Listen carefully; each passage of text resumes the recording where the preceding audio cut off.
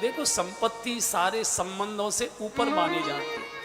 संपत्ति के सामने संसार का कोई संबंध जिंदा नहीं रहता, कोई संबंध जिंदा, सब नाते सब टूट जाया करते। टका ही धर्म टका ही कर्म टका ही परमो तप यस गेहे टका नास्ती हा टका टक टकाए थे, शास्त्र कहता है।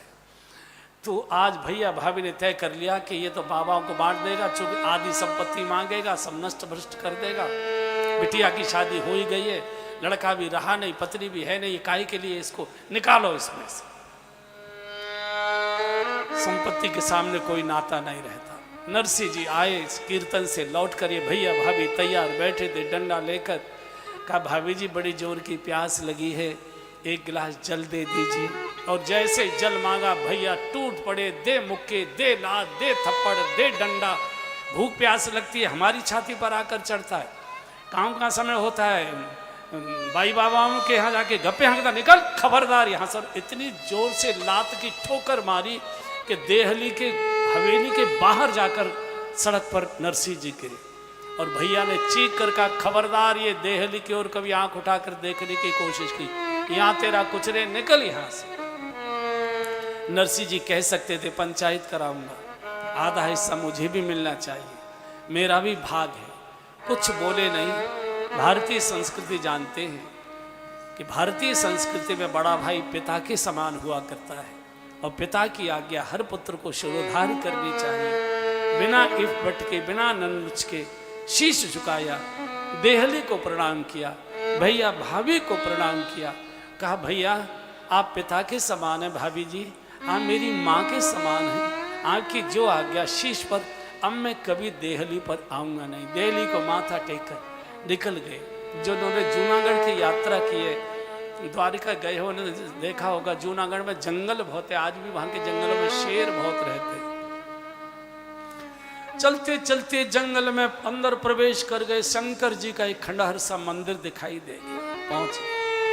शंकर जी एक ऐसे देवता हैं जिनके कभी दरवाजे बंद नहीं होते, उनके दरवाजों पर कभी किवाड़े नहीं चढ़ाई जाती। बाकी सभी देवताओं के दरवाजे बंद किए जाते, खोले जाते, किवाड़े लगती है। शंकर जी चूंकि मौत के देवता और मौत के लिए किवाड़ बंद नहीं होती, मौत कभी भी आ सकती है। और शंकर जी कृपा के देवता, कृपा कभी भी की जा सकती है। पड़ गए भूखे प्यासे, एक दिन हुआ, 2 दिन हुआ, 3 दिन हुआ। पार्वती जी ने शंकर जी से कहा महाराज मैं जगन माता कही जाती हूँ, अन्नपूर्णा के रूप में मेरी पूजा करते हैं संसार के लोग। 3 दिन से एक भूखा प्यासा बालक दरवाजे पर खड़ा हुआ है। भारत की परंपरा है कि कोई अपरिचित भी आता है उसको भी रोटी पानी की पूछी जाती है। ये कोई बालक 3 दिन से रो रहा है पड़ा पड़ा, और आपने पूछा नहीं। अरे देवी किस किस को पूछोगे, सबके अपने अपने प्रारब्ध हैं, सबके अपने अपने कर्म हैं, सबके अपने अपने भाग्य भोग हैं, भोगना ही पड़ता है। जिसका जैसा कर्म है उसको अवश्य में भोक्तव्यम। कृतकर्म बोले नहीं नहीं मैं माँ हूँ, और माँ का स्वभाव आज तक कलयुग तक में बना हुआ चला। बाप पीट के बच्चे को घर से निकाल देता है, और बाप जब कहीं घर से इधर उधर निकलता है तो चोरी से माँ उसे भोजन कराते थे। किसी को कहना नहीं ये शैतानी मत क्या करो, रोटी खा ले, चुप। माँ का हृदय बहुत कोमल होता है। तो पार्वती जी ने आग्रह किया, शिव प्रकट हो गए। कहो बालक क्या चाहते हो तुम? बोले हमको भगवान का दर्शन करा दीजिए। बोले दर्शन एकदम ऐसे नहीं होगा, तप करना पड़ेगा, श्रम करना पड़ेगा। ऐसा करो, यहाँ जूनागढ़ में उस गली में एक पुराना सा भगवान गोविंद जी का मंदिर है। वहाँ कोई पुजारी नहीं है, कोई व्यवस्था नहीं है, मोहल्ले की माताएं थोड़ी बहुत वहाँ व्यवस्थाएं करती हैं। तो वहाँ जाके सेवा पूजा करो, भगवान तुम्हारे ऊपर एक दिन कृपा करेंगे। नरसिंह जी पूछते पूछते पुराने जूनागढ़ में आ गए। गली में पुराना सा मंदिर था, वहाँ बुहारी सेवा लगाने लगे। वहाँ के जो मोहल्ले की माताएं थी वो कभी कभी सेवा आदि करने आती थी। उन्होंने देखा कि कोई आता है, माताओं ने तय कर लिया कि सोमवार को तुम्हारे यहाँ से भोजन आ जाएगा, मंगल को इनके यहाँ से, बुध को मेरे यहाँ से, बृहस्पति को इनके यहाँ से, शुक्र को इनके यहाँ से। ऐसे 8 दिन की व्यवस्थाएं कर दी। नरसिंह जी आनंद से रहने लगे। समय काफी बीत गया। इधर सिरसागढ़ में अपनी ससुराल में रामा को भी एक बिटिया पैदा हुई, बड़ी लाडली, बड़ी सुंदर, बड़ी सबकी बड़ी प्यारी, सबकी बड़ी दुलारी, उसकी भी शादी तय हो गई। तो जब शादी तय हो गई तो नरसिंह जी के समधी मेहता जी ने अपने बेटे को कहा, बेटा ये तो हमको मालूम है, हमने सुना है कि तुम्हारे ससुर को हवेली से बेदखल कर दिया गया है, संपत्ति से बेदखल कर दिया गया है, और देखिए धन की कैसी कैसी मान्यता होती है और धन का कैसा अहंकार होता है कि जब इनको ये पता लग गया है कि हमारे समधी को संपत्ति से बेदखल कर दिया गया है, तो अपनी रामा को, बहू को, अपने घर की बहू को कभी मायके में नहीं जाने दिया। हम उस भिखारी के यहाँ अपनी बेटी को, इतने बड़े परिवार की बहू को हम नहीं भेजेंगे, जबकि मायके की देहली को देखने के लिए माताएं कितनी भी बूढ़ी हो जाएं तो अभी उनकी इच्छा करती है मायके की गलियां देखना, मायके की देहली देखना, मायके का आंगन देखना। हमेशा कोई मायके से बुढ़ापे में भी आ जाता है, उसको ऐसा लगता है जैसे कोई भगवान आ गया हो, इतना वो बूढ़ेपन में भी लाड़ दुलार प्यार करती है। राम को आने नहीं दिया, राम को मालूम भी नहीं पड़ा कि मेरी माँ की मौत हो गई है, मेरे पीछे मेरा भैया जन्म लिया था ये तो मालूम था, लेकिन भैया को कभी देखा नहीं, कुछ मालूम नहीं। चिट्ठी आई थी, चिट्ठी फाड़ कर फेंक दी, हम नहीं भेजेंगे। तो रामा के ससुर ने अपने बेटे को कहा, बेटा भात की पत्र का हम नहीं भेजना चाहते, नाई जाएगा वहां देखेगा, भूखा प्यासा लौट कर आएगा, सारे गांव में बदनामी करेगा कि इतने बड़े कुंवर साहब और भिखारी घर में ब्याहे हैं, हमारे यहाँ क्या कमी है। सब रातेदार रिश्तेदार गांव के लोगों को, संबंधियों को जो भी व्यवहार आदिक है सबको हम खूब देंगे लेंगे, हम ये चिट्ठी नहीं भेजते। तो बेटे ने, दामाद ने कहा कि अपने पिताजी को, पिताजी वहाँ मत भेजो ये पत्र। पिताजी ने कहा नहीं, पत्र तो हम जरूर भेजेंगे, आना न आना, लाना न लाना ये अपना उसका काम होगा। अगर वो पत्र नहीं भेजा तो यहाँ आकर वो नंगा हमारे द्वार पर चीखेगा, चिल्लाएगा कि मैंने भात की इतनी तैयारी की थी, मेरे पास पत्र क्यों रह गया। इतना हम भारी भरकम पत्र भेजना चाहते कि पत्र पढ़कर जिंदा ही न रहे, आने की तो बात ही छोड़ दो। देखो इसे संबंध कहते हैं, संबंध से ही समधि शब्द बना है। समधि का अर्थ है समधि, बराबर। संबंध का अर्थ है समबंधन।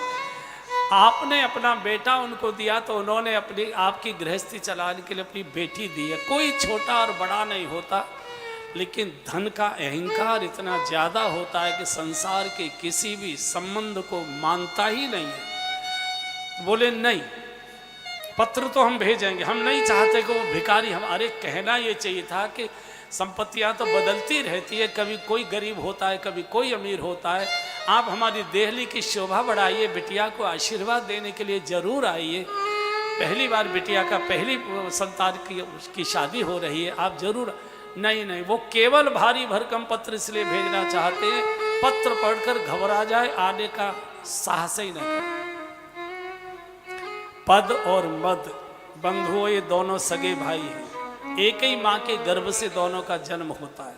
पद और मद, और पद को मद में बदलना हो, कुछ करने की जरूरत नहीं, पाके पेट पर जरा सी अहंकार की घुंडी लगा दो, पद ही मद हो जाया करता है। और पद पर बैठा व्यक्ति बहरा हो जाता है, और मद में डूबा हुआ व्यक्ति अंधा हो जाता है। मद में डूबे व्यक्ति को कोई भूखा नंगा गरीब दिखाई नहीं देता, और पद पर बैठे व्यक्ति को किसी की दर्द भरी पुकार सुनाई नहीं देती है। ये धन के मद में इस समय पागल हो रहे हैं। पुरोहित जी को बुला दिया, पंडित जी को बुला लिया, चौकी डाल दी, आइए पंडित जी बैठे, कहिए सेठ जी कैसे याद किया। बोले भात की पत्र का लिखो। बोलो क्या क्या लिखना है। हंस हंस कर कहा कि आना जाना तो कुछ है नहीं, लिखने में काई की कंजूसी करो, लिखो। और ऐसा लगता है कि भात की पत्रिका नहीं लिखाई जा रही, कुबेर के भंडार की सूची बनाई जा रही। जितने गांव के स्त्री पुरुष हैं सबको 5-5 जोड़ी वस्त्र, सबके लिए मोतियों की मालाएं, सबके लिए, बच्चों के लिए ये पोशाकें, बेटियों के लिए ये पोशाकें, जितने गांव में बैल हैं सबके लिए मोती जड़ी हुई झूले, इतनी मेवा, इतना मिष्ठान, इतने बर्तन, इतना ये, ऐसा लगता है कि भात की पत्रिका नहीं लिखाई जा रही, ये कुबेर के भंडार की सूची बनाई जा रही है। इनको किसी के जीवन और मरण के, और धनी को ज्यादा कुछ दिखाई भी नहीं देता है कभी। इधर लोग आंगन में खिलखिला कर हंस रहे हैं, और उधर कोठे में किवाड़ की आट में गरीब नरसी की गरीब बिटिया रामा सिर पीट रही है, धरती पर पटकती है सिर को, किवाड़ों से पीटती है, दीवान से टकराती है। अरे कोई रोको इस पत्र को, कोई रोको, मेरे ससुर को टोको, कोई इस पत्र को मत भेजो, मेरे बाबूजी इस पत्र को पूरा पढ़ भी नहीं पाएंगे, बीच में ही प्राण छोड़ देंगे। बेटी तुझे तो मेरी स्थिति मालूम थी, तू तो कम से कम हाथ पकड़ सकती थी, रोक सकती थी। रामा को ये जानकारी हो चुकी थी कि मेरे बाप को मेरे ताऊजी ने बेदखल करके हवेली से बाहर निकाल दिया है, पर इस गरीब लड़की को ये नहीं मालूम था कि मेरा भैया पैदा हुआ और वो भी नहीं रहा, और मेरी माँ की मौत हुई। इसको ये जानकारी नहीं, इतनी जानकारी हो चुकी थी कि भैया का जन्म हुआ है, पर ये नहीं पता लगा था कि उसकी मौत हो चुकी है। चूंकि ससुराल वालों ने मायके में जाने ही नहीं दिया, जब शादी के बाद कभी दूसरी विदाई करी ही नहीं, उसके बाद ही न्यारा साजा हो गया था। हमारे घर की रईस घर की बहू भिखारी के यहाँ झोपड़ी में नहीं जाएगी। और माताएं जानते हैं आप सब लोग, जब बहनें बैठी है, माताएं बहनें बैठी है, मायके की गलियां देखने के लिए, मायके के वृक्ष देखने के लिए, मायके की देहली आंगन देखने के लिए माताएं वृद्धावस्था तक तरसती हैं। चाहे भैया माने न माने, भाभी माने न माने, आदर दे न दे, इसकी चिंता नहीं करती है। किसी न किसी प्रकार से कोई न कोई बहाने से मायके में जाना चाहती है। मायका शब्द ही इतना दुलार भरा है। उधर खिलखिला कर पत्र लिखा जा रहा है, और इधर धरती पर सिर पीट पीट कर ये चीख मार मार कर अंदर रो रही है। और जब इसको लगा कि मेरे प्राण निकल जाएंगे, शादी बेटी की धरी की धरी रह जाएगी, क्या करूं, तो इसने कुंडी खटखटाई, थोड़ी सिर किवाड़ थोड़ा सा खोला। संयोग से पति ने जब कोठे की ओर, कमरे की ओर देखा, तो इसने घूंघट में से इशारा कर दिया अंदर आ जाए। और जैसे ही इसके पति अंदर है, पति थोड़े शरीफ थे, अंदर आते ही इसने किवाड़ की कुंडी लगा दी, और जो पति के कदमों पर पछाड़ खाकर गिरी है, सिर रखकर जो रोई है, इतनी हिलकी, अरे बार बार सब रामा रो मत, रामा रो मत, रामा धैर्य रखो, रामा धैर्य रखो, ये रोने का समय नहीं तो गीत गाने का समय, बेटी की शादी है, तुमको क्या चाहिए मुझे बताओ ना, तुम क्या चाहती हो, क्या चाहिए तुमको।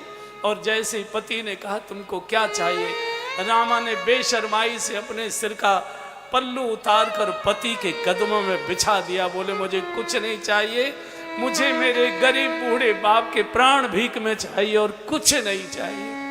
इतने वर्ष हो गए मैंने मायके का द्वार नहीं देखा, देहली नहीं देखी, बाप का चेहरा नहीं देखा, माँ को नहीं देखा।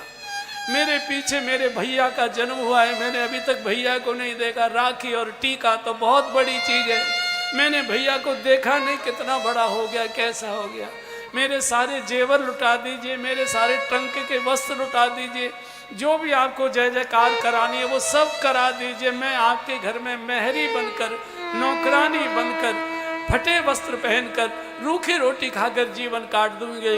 लेकिन ये पत्र मेरे बाबूजी को मत भेजिए, पढ़ नहीं पाएंगे, वो आपसे कुछ नहीं कहेंगे, मुझे उलाहना देंगे, बेटी तू तो मेरी थी, तू तो हाथ पकड़ सकती थी, मेरे बाप जीवित नहीं रहेंगे। इतना रोए, इतना रोए। बेटी और बाप का नाता इतना पावन माना गया है। बाप बेटे की मौत हो जाए, बाप को दुख तो बहुत होता है, लेकिन धैर्य रख लेता है, समाज की मर्यादा के कारण धैर्य धारण कर लेता है। लेकिन कोई पिता जब अपनी बिटिया को हाथ पकड़कर पहली बार दुल्हन बनाकर डोली में बिठाने लेकर चलता है, इतना रोता है, इतना रोता है। बाप को लगता है आज मेरी बेटी नहीं जा रही, मेरी माँ जा रही है। क्योंकि सारे परिवार का पालन पिता करता है और पिता का पालन उसकी बिटिया करती है। बाप के सुस्त चेहरे को बेटी देखती है, माँ से कहती है, माँ आज बाबूजी चाय नहीं पी रहे, आज बोल नहीं रहे, माँ पूछो क्या दुख है। क्योंकि माँ का शब्द माँ के कारण नहीं होता है, माँ का शब्द बाप के कारण से होता है। जब तक बेटी का पिता जीवित रहता है, सीना तान कर आ सकती है, मायके में जा सकती है। पिता की मृत्यु के बाद माताएं भाई और भाभी के अधीन हो जाती है, फिर अधिकार पूर्वक नहीं, भैया भाभी की कृपा से ही मायका मिला करता है। इसलिए आपने किसी बेटी को देखा होगा, जब वो अपने पिता की मौत में आती है, देहली पर गिरकर इतना रोती है, उसको लगता है देहली मेरे लिए पराई हो गई। आज रामा हाहाकार, ऐसा लगा रामा ही प्राण न छोड़ दे।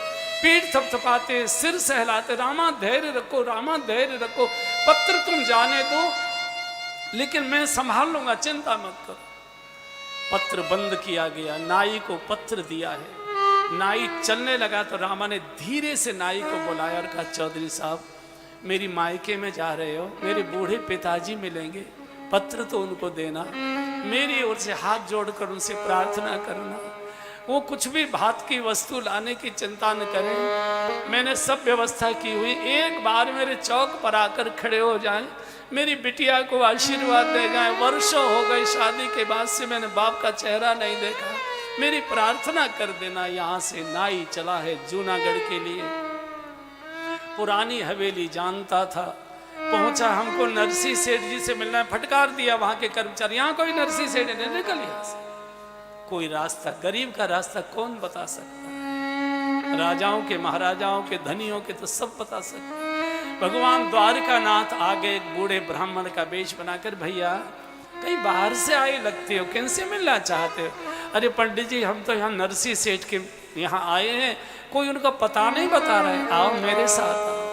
आज भगवान एक ब्राह्मण का वेश बनाकर मार्गदर्शन करते ले गए, मंदिर में बैठे कीर्तन कर रहे थे, बोले वो देखो वो नरसी सेठ जी चले। अरे बाबा मैं नरसी फकीर से मिलने नहीं आया, मैं सेठ जी से मिलने आया। भगवान ने कहा भैया ये पहले सेठ जी थे, अब ये फकीर हो गए, सब छोड़कर जाओ। लाई पहुंचा, भगवान इधर अंतर ध्यान हो गए। नाई ने रामा कृष्णा की नरसिंह जी के हाथ में पत्र दिया, मैं सिरसागढ़ से आया हूँ, आपके समधी जी मेहता जी के पुत्र की बिटिया की, आपकी देवती की शादी है, सेठ जी ने आपके लिए भात का पत्र भेजा है। पत्र तो गोविंद देव के चरणों में रख दिया। नरसिंह जी को चिंता हुई, भूखा प्यासा नाई आया है, इसको भोजन क्या करा। संयोग से उस दिन एकादशी थी, तो नरसिंह जी तो व्रत थे, तो नरसिंह जी ने पूछा चौधरी साहब एकादशी का व्रत तो आप भी करते होगे ना। अब नाई ना हाँ करे ना हूँ करे, सोचे हाँ भी करूँ तो कौन सी कुटू की पूड़ी खिला देगा, कुछ बोले नहीं। बोले ऐसा करो आप तब तक विश्राम करो, मैं फलाहार की व्यवस्था करूँ। अब फलाहार कहाँ से लाते, तो बचपन का किसान मित्र उसके खेत से बथुआ तोड़ लाए, और उसी किसान मित्र की पत्नी को जाकर प्रार्थना की, देवी ये बथुआ सिद्ध कर दो मेरे द्वार पर, बिटिया के यहाँ से मेहमान आया है, नाई आया है। इधर बथुआ उबल रहा था, उधर द्वारकाधीश को चिंता हो गई कि भक्त के द्वार पर नाई भूखा, एकदम मुनीम का वेश बनाया, रुक्मिणी जी जल्दी से 56 भोग का थाल तैयार करो, और 56 भोग का थाल लेकर भगवान द्वारकानाथ मंदिर में आकर प्रकट हो गए। नाई सो रहा था, और जो सोता है उसको या तो संत जगाता है या तो भगवंत जगाता है। भगवान जगा रहे, चौधरी साहब, अरे सेठ जी सोने दो, बड़ी गहरी नींद आ रही। अरे भैया प्रसाद पालो, जैसा भी रूखा सो। नहीं मुझे भूख नहीं लग, भैया कोई बात नहीं, जैसा भी प्रसाद। और जैसे ही चादर उठाई, चेहरे से देखा, श्याम सुंदर मुरली मनोहर मुनीम के वेश में भगवान, तो भगवान ही होते। भगवान ने हाथ जोड़कर प्रणाम किया है। ये प्रणाम नाई को नहीं हो रहा, ये नरसिंह जी के भजन को प्रणाम हो रहा है। चौधरी साहब क्षमा करना, आज थोड़ा विलंब हो गया, एकादशी का फलाहार तैयार होने में। प्रसाद पाई, 56 भोग, कांचन के पात्र, सुगंध की लपटे, भगवान पंखा लेकर हवा कर रहे हैं। ये नाई की सेवा नहीं है, नरसिंह जी की सेवा। ऐसा भोजन कभी सुना भी नहीं था। प्रसाद पाया, भगवान ने हाथ पहनने की तैयारी करें, हम ठीक समय से पहले पहुंच जाएंगे। और हाँ, एक बुरा न मानो तो एक बात कह दूं, बोले कहिए। बोले हमारे यहाँ वल्लभ कुल की सेवा चलती है, तो हमारे यहाँ का नियम है जो बर्तन एक बार चौके से बाहर निकल जाते हैं, हम उनको चौके में नहीं रखते, मुझे कूड़ेदान में फेंकने पड़ेंगे। आपको आपत्ति न हो तो बर्तन आप अपने साथ ले जा रहे। नाई तो गदगद हो गया, 7 जन्म इतनी दक्षिणा इकट्ठी करूंगा तो भी इतने बड़े महंगे पात्र नहीं आ सकते। भगवान तो अंतर ध्यान हो गए, भरा पेट नाई सो गया। इधर उबला हुआ बथुआ लेकर आए, गोविंद जी को भोग लगाया। बड़े संकोच में, चौधरी साहब चौधरी साहब चौधरी, अरे सेठ जी सोने तो बड़ी नींद आ। भैया कोई बात नहीं, ठाकुर जी का प्रसाद पालो। नहीं नहीं मुझे भूख नहीं लग रही। नरसिंह जी को लगता है कि शायद मेरी गरीबी को देखकर तरस खा रहा है। कोई बात नहीं भैया, ठाकुर जी का प्रसाद है, पालो। और जैसे ही कहा ठाकुर जी का, मैंने तो पा लिया। कहाँ पा लिया? बोले अभी आपका मुनीम आया था ना, वो देखो प्रसाद भी पवा गया और बर्तन भी छोड़ गया। और जैसे ही कांचन के पात्र देखे, नरसिंह जी के हाथ से बथुआ का थाल छूट पड़ा। ये कोई और नहीं आ गया, ये तो द्वारिका नाथ मेरे नौकर के नौकर बनकर आ गए।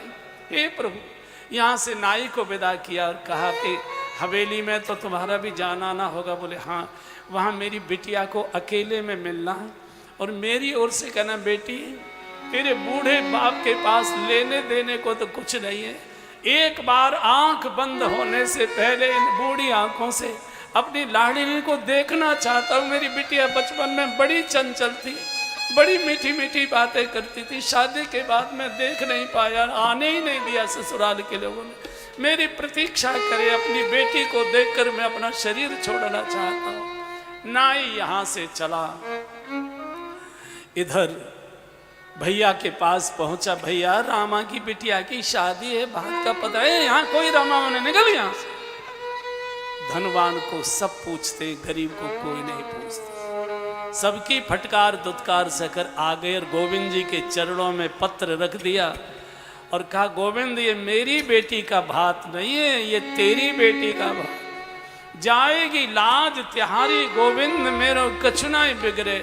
और रो रो कर गोविंद को पुकारने लगे। रात रोते निकल गई। आज बेटी व्रत किए बैठेगी, दिन भर प्रतीक्षा करेगी, घर के सब लोग तायने मारेंगे, कैसे जिंदा रह पाएगी, कोई साथ जाने वाला नहीं। तो बचपन का किसान मित्र था, उसके पास गए। पहले साधुओं के पास गए, जिस कीर्तन में जाते थे अंधे साधु। बोले बाबा मेरी बेटी की बिटिया की शादी, आशीर्वाद देने जाओ। चलो भैया, 12-14 साधु पकड़ लिए। अब उनको लेके कैसे जाए? उसी किसान मित्र के पास गए। भैया अपनी गाड़ी बैल दे दो। नरसिंह जी सब आपका ले जाओ। टूटी सी गाड़ी, बूढ़े से बैल, 13-14 अंधे साधु बिठाए और गाड़ी को जूनागढ़ से सिरसागढ़ के लिए गोविंद नाम लेकर हाँक दिया। और भगवान जब परीक्षा लेता है तो बहुत क्रूर होकर परीक्षा लेता है। और परीक्षा का पासा फेंक दिया नरसिंह जी की ओर। जैसे ही जूनागढ़ से गाड़ी 2-4 मील निकली थी, एक खर्रा सा आया, धड़ाम से बैल भी गिर पड़े, गाड़ी टूट गई, बैल बैठ गए। साधु इधर से उधर लुढ़क पड़े। नरसिंह जी का बाबा, संसार की यात्रा में जीवन की गाड़ी अटक जाती है तो या तो कोई संत धक्का देता है या तो कोई भगवंत धक्का देता है। जरा गाड़ी में धक्का लगा दो। अब अंधे साधु, इनको मालूम नहीं धक्का किधर से किधर लगाएं। कोई आगे से पीछे लगा रहा है, कोई पीछे से आगे लगा रहा है। हो तो बहुत कर रहे हैं कि गाड़ी हिल नहीं रही। चुक तौल तब बराबर हो गया। बेटा तू तो बड़ा गुणी मालूम पड़ता है, तुझे ये भी काम आता है क्या? बोले बाबा गृहस्थी चलाने के लिए बहुत काम सीखने पड़े। अच्छा एक बात बता, तू किधर जाएगा? बोले जाना तो मुझे भी इधर ही है, सिरसागढ़ से पहले मेरा नगला पड़ता है वहाँ तक। अच्छा तो एक बात बता, तुझे गाड़ी भी हाँकनी आती है कि नहीं? और जैसे ही कहा कि तुझे गाड़ी भी हाँकनी आती है कि नहीं, भगवान सिर खुजाने लगे। भगवान को कुरुक्षेत्र का मैदान दिखाई देने लगा। कहा बाबा बहुत वर्ष पहले एक राजा के लड़के का रथ हाँका करता था, देखता हूँ अभ्यास बना है कि नहीं रहा है। बैठो। और गढ़वारे की जगह पर भगवान द्वारकानाथ बैठे। और जिसके जीवन की गाड़ी की डोर द्वारकानाथ स्वयं पकड़ ले, उसकी तो जीवन की गाड़ी उड़ती ही चली जाएगी। गाड़ी उड़ी चली जा रही। हरि नाम लेते लेते सिरसागढ़ आ गया। भगवान तो उतर कर चले गए, अंतर ध्यान हो गए। मेहता जी ने, रामा के ससुर ने घोषणा कर दी थी, वैसे तो भिखारी वो आएगा नहीं, लेकिन बेशर्माई से आ गया तो हमारी जो बाहर गांव के बाहर पिंजड़ा पोल गौशाला है, बस उसमें टिकाना। अंधेरा होते ही धक्का मार के भगा देना। गांव में किसी को खबर न लग जाए कि इनका बेटा भिखारी के घर भी आया है। कैसा समझिए, तुम्हारी गृहस्थी चलाने के लिए उसने अपनी बिटिया दी है। अरे तुमको तो सिर माथे उठाना चाहिए। लेकिन पुरानी गौशाला, बूढ़ी गायें चारों ओर, गोबर की दुर्गंध, गौ मूत्रों की दुर्गंध भयंकर। नरसिंह जी गदगद हो गए। हमारे समधी जी बड़े धर्मात्माएं, साधु को तो गौशाला, धर्मशाला, यज्ञशाला इन्हीं में टिकना चाहिए। सबने साफ सुथराई की, बैठ गए। इधर जब पता लगता है कि भिखारियों को लेकर वो बूढ़ा नंगा आ गया है, इतनी रामा को गाली गलौज कलमू ही कही कि निकल यहाँ से, नाक कटवा दी, मुंह दिखाने लायक नहीं छोड़ा। आप क्या करें? बाप आया है इतने वर्षों के बाद, शादी के बाद पहली बार देखेगी और उसको भी इतनी गालियां। चुपचाप चोरी से आई है, छत छत चढ़ते हुए, पहचान नहीं पा रही। चूंकि बाप को तो रईसी में देखा था, अब बाप बिल्कुल बूढ़ा हो गया, दाढ़ी बढ़ गई, जटाएं हो गई, शरीर झुक गया। इधर जाती इधर पहचान नहीं पा रही है, लेकिन नरसिंह जी ने पहचान लिया। संतान माता पिता को भूल जाती है, लेकिन माता पिता संतान को कभी नहीं भूलते। बिटिया रामा, मेरी लाडली बिटिया, ओहो आवाज ध्यान में आ गई। रे बाबूजी आप, ये क्या हाल हो गया आपका, आप कैसे हो गए? बोले नहीं बेटी, समय का खेफेर है, बुढ़ापे का शरीर है। माँ कैसे? मेरी माँ के, अब ये कह देंगे माँ की तो मौत हो गई तो अभी प्राण छोड़ देगी। माँ कैसे है? बोले तेरी बहुत याद करती है, शादी के बाद एक दिन मिले आना, बहुत तेरे लिए देखने के लिए तरसती है। मैंने सुना मेरी शादी के बाद भैया पैदा हुआ था, उसे क्यों नहीं लाए? अब कैसे कहते भैया की भी मौत हो गई। बोले आ रहा होगा थोड़ा सरात्री पर आते लाऊं, अकेले को ढोना है, क्या क्या लाए? बदले कुछ तो था नहीं। नरसिंह जी को भगवान द्वारिका नाथ याद आ गए। उन्होंने कहा था जब कभी कष्ट आए तो मुझे पुकार लेना। रो रो कर नरसिंह जी द्वारकाधीश को पुकार।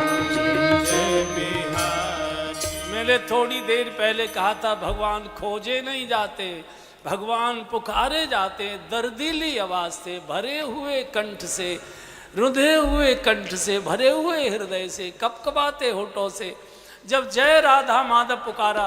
द्वारका में द्वारकाधीश रुक्मिणी जी के पास बैठे कुछ मीठी मीठी बातें कर रहे थे, एकदम खड़े हो गए। कुबेर, कुबेर को पुकार लिया। रुक्मिणी जी क्या करने लगे? बोले बोला मत करो, बीच में टोक देती हो, बहुत जरूरी काम है। क्या काम है? बोले मेरा नरसिंह समय संकट में है, कुबेर को बुलाना, उसकी बेटी का भात भरा जाएगा, वहां मुझे जाना है, नहीं तो भक्त वत्सलता कलंकित हो जाएगी। रुक्मिणी जी ने कहा कि कभी भात पहनाया है या पहनाए तुमने कभी जो पहनाना जानते होगे? कोई तुम्हारी शादी हो, सबको तो भगा के लाए। जिनकी शादी होती भात वो पहनते पहनाते, और तुमको अकेले नहीं जाने दूंगी, मैं तुम्हारे साथ चलूंगी। बोले क्यों? बोले तुम्हारी आदतें खराब है, स्त्रियों को देख के तुम विचलित हो जाते हो, इसलिए मैं साथ चलूंगी। और दूसरे बोले तुम क्या करोगी? और बोले पुरुषों को तुम पहनाना, महिलाओं को मैं पहनाऊंगी, मैं भी उसकी सेवा करूंगी, इतना बड़ा भक्त है। और यहाँ से दोनों ने मुनीम और मुनीम की पत्नी का वेश बनाया। कुबेर हजारों हजार रथों में माल लाद कर झंझनाते हुए, सैकड़ों हजारों रथों की कतार जब गौशाला के बाहर आकर खड़ी हो गई, एकदम नाई दौड़ा, सेठ जी सेठ जी सेठ जी आपका मुनीम आया है, बहुत रथों में माल लाद कर लाया है। नरसिंह जी समझ गए द्वारकानाथ कृपा आ गई, और जैसे ही नरसिंह जी बाहर की ओर चले, एकदम देखते ही भगवान रथ से कूदे और नरसिंह साष्टांग प्रणाम करते, उससे पहले भगवान ने साष्टांग प्रणाम कर दिया। नरसिंह जी नहीं, इस समय तुम मेरे मालिक हो, मैं तुम्हारा मुनीम हूं, लीला खुल जाएगी। और जब माल का समाचार सेठ जी को मिला, ओहो, नाई से कहा चाय पत्ता ले गया कि नहीं ले गया, देख सूजी का हलवा रखा, जल्दी ले जा। खातिर होने लगे, खातिर होने लगे। यहां से गीत गाते हुए भात पहनने के लिए, अब तक पूरा गांव मड़ के आ गया। जब माल देखा तो पूरा गांव भात पहनने के लिए छतों पर, अटारियों पर, पेड़ों पर, इधर उधर गलियों में भारी भीड़ हवेली के द्वार पर पहुंचे। बहनें जानती है जब भैया भात लेकर आता है तो देहली पर उसकी भैया की बहन आरती उतारा करती है, उसकी आरती उतारती है। तो भगवान जो है मुनीम के से वेश में थे, और पीताम्बर वगैरह सब उन्होंने अंदर छुपा रखा था, मुकुट सब छुपा रखा था, मुनीम के से वेश में। तो और सुंदर तो थे ही प्रभु। तो रामा ने कहा कि पिताजी भैया नहीं आए अभी, आप कह रहे थे। बोले कहीं देर हो गई, आना होगा बहुत। नहीं, हाँ भैया नहीं, अरे भैया सामने खड़ा है ना, देखना, ओ इतना सुंदर, इतना बड़ा हो गया। आज भगवान द्वारकानाथ रामा के भाई के रूप में आज नरसिंह जी के बेटा बन गए। भक्ति की ये महिमाएं। आरती उतारी है, तिलक लगाया है, हाथ पकड़ कर ले गए। आंगन में चौक पूरा हुआ तो भैया चौक पर खड़े होकर भात पहनाया करता है। तो जब चौक पर भैया खड़ा होता है तो एक नेग होता है, पता नहीं यहाँ होता है कि नहीं, लेकिन हमारे ब्रज में होता है। बहन उस चौक पर भैया को खड़े होकर गले मिलती है और थोड़ी रोती है। उस समय के जो आंसू होते हैं वो बड़े मधुर माने जाते हैं। तो जब रामा भगवान के हृदय से लगी, भैया क्या ये तो जगत का बाप है, वैसे इसको रोमांच हो गया और इसकी तो रोना क्या हिलकी भर गई। तो जैसी हिलकी भरी तो भगवान ने पीठ थोड़ी, बहन बहन बहुत हो गया नेक हो गया, बस बस भाग पहनो, हमको लौट कर जाना है। अब तो उसकी और हिलकी बद गई। अब उसके आंसू कैसे पहुंचे? तो जो पीताम्बर अंदर छुपा हुआ था उसको भगवान ने ऐसे निकाला बटनों के बीच में से, और ऐसे रामा के आंसू पहुंचे। और क्या अलौकिक भात पहनाया गया है, आप सबने पहले सुना हुआ है।